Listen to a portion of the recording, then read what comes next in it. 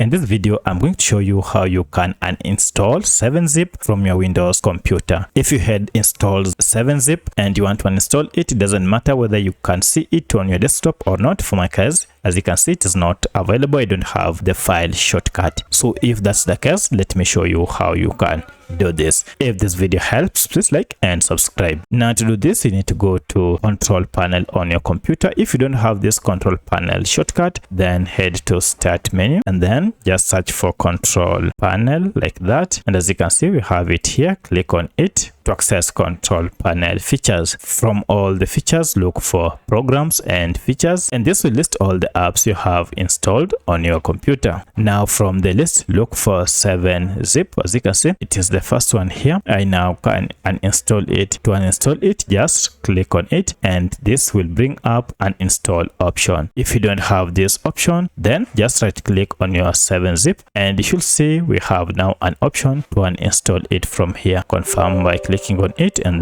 now here we can finalize by just clicking on uninstall. So if I click on this, the file will be removed permanently from my computer. Now I can safely close it. So if I go back to control panel and see all my programs, you can see 7-zip is no longer part of the programs installed on my computer. So that's how you can permanently uninstall 7-zip from your Windows computer. Otherwise, thanks for watching and let's meet in the next video.